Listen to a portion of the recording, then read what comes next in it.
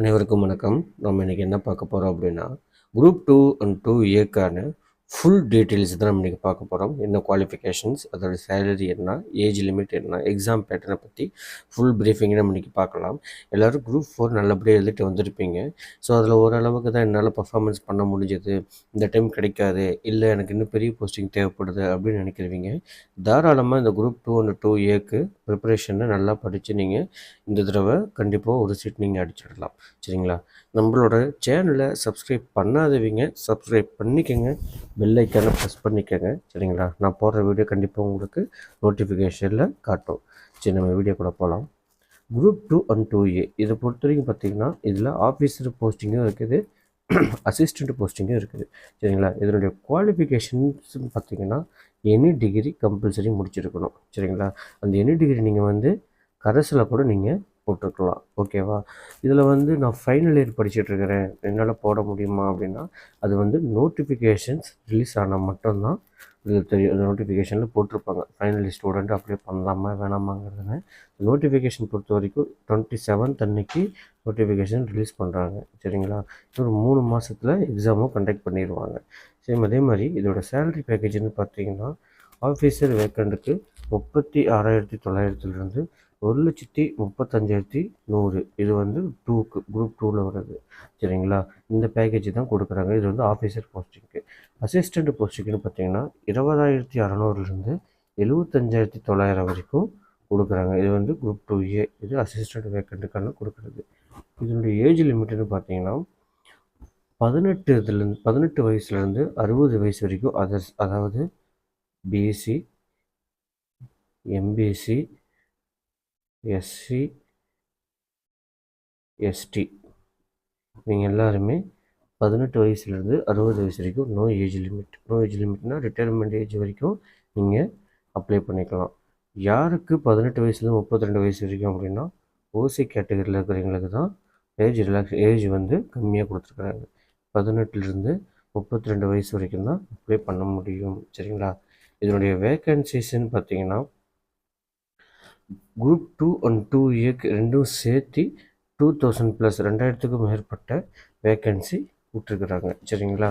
சரி, இதோட போஸ்டிங்லாம் பார்த்தீங்கன்னா குரூப் 2நாவே ஆஃபீஸர் கேடரில் தான் கொடுப்பாங்க. இதில் என்னென்ன வரும் அப்படின்னா, municipal commissioner, sub register, junior employment officer, assistant section officer போன்ற பல்வேறு துறைகளில் ஆஃபீஸர் வேக்கன்சி இதில் தான் குரூப் 2லேருந்து தான் எடுப்பாங்க. சரிங்களா? 2ஏ பொறுத்த வரைக்கும் எல்லாமே அசிஸ்டண்ட் கேட்டகரி தான்.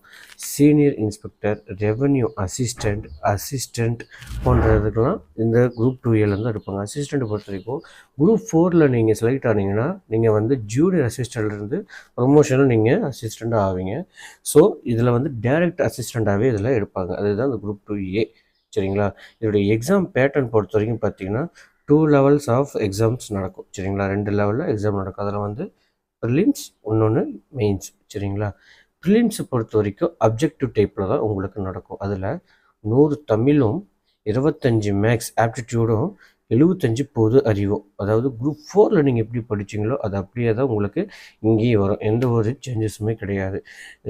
தமிழ் அண்டு மேக்ஸ் 100 + 25 125 கேள்வியும் பார்த்தீங்கன்னா எஸ்எஸ்எல்சி ஸ்டாண்டர்ட் 10th 10ஆம் வகுப்பு தரவரிசையில் உங்களுக்கு கேள்விகள் இருக்கும். சரிங்களா? இந்த பொது அறிவு ஜென்ரல் ஸ்டடீஸ் இது மட்டும் உங்களுக்கு டிகிரி ஸ்டாண்டர்ட் லெவலில் உங்களுக்கு இருக்கும். மொத்தம் 200 கேள்விகள், 300 மதிப்பெண்கள். சரிங்களா? இதில் நல்லா கட் ஆஃப் வந்துடுச்சு அப்படின்னா ஆட்டோமேட்டிக்காக மெயின்ஸில் உங்களுக்கு கால்ஃபர் பண்ணுவாங்க. மெயின்ஸை பொறுத்த வரைக்கும் 2 அண்ட் 2ஏக்கு 2 பேப்பர் இருக்குது. சரிங்களா? அதில் பேப்பர் 1ன்னு பார்த்தீங்கன்னா தமிழ் எலிஜிபிலிட்டி டெஸ்ட். சரிங்களா? இந்த தமிழ் எலிஜிபிலிட்டி டெஸ்ட்டுன்னு பார்த்தீங்கன்னா தமிழ்நாடு அரசாங்கம் தமிழ் மாணவர்களுக்காகவே இது கொண்டு வந்தது தான் இந்த ஸ்கீம். சரிங்களா? இந்த தமிழ் எலிஜிபிலிட்டி டெஸ்ட்டு 100க்கு 40% கம்பல்சரி நீங்கள் கொஸ்டின்ஸ் அட்டன் பண்ணியிருக்கணும். 40%னா 40 கேள்வி கொஸ்டினாவது நீங்கள் கம்பல்சரி அட்டன் பண்ணியிருக்கணும். சரிங்களா? அப்படி இருந்தால் மட்டும்தான் உங்கள் பேப்பரையே அடுத்த எவாலுவேஷனுக்கு அவங்க அனுப்புவாங்க. இல்லை நீங்கள் இந்த 40% கூட உங்களால் எடுக்க முடியல அப்படின்னா இதோட ஸ்டாப் பண்ணிக்கோங்க, பேப்பரை திருத்த மாட்டாங்க. சரிங்களா? ஸோ அது ரொம்ப இம்பார்ட்டண்ட்டானது. அடுத்து பேப்பர் 2ன்னு என்ன இருக்குன்னு பார்த்தீங்கன்னா, குரூப் 2வில் பொறுத்த வரைக்கும் டிஸ்கிரிப்டிவ் டைப்பு அதாவது எழுத்து முறை தேர்வில் இருக்கும். நீங்கள் வந்து ஓஎம்ஆர் ஷீட்டில் டிக் பண்ணுற மாதிரி இருக்காது. நீங்கள் வந்து எழுத்து மூலிமா நீங்கள் எழுதுகிற மாதிரி இருக்கும். சரிங்களா? மொத்தம் வந்து 300 மதிப்பெண்களுக்கு இது நடக்கும். இது வந்து மொத்தமாகவே 7 யூனிட் தான். இப்போ 2 யூனிட் ஆட் பண்ணியிருக்கிறாங்க. இது வந்து டிகிரி லெவலில் நடக்கும். இந்த 2க்கு வந்து சரிங்களா? 2A பொறுத்த வரைக்கும் அப்ஜெக்டிவ் டைப்.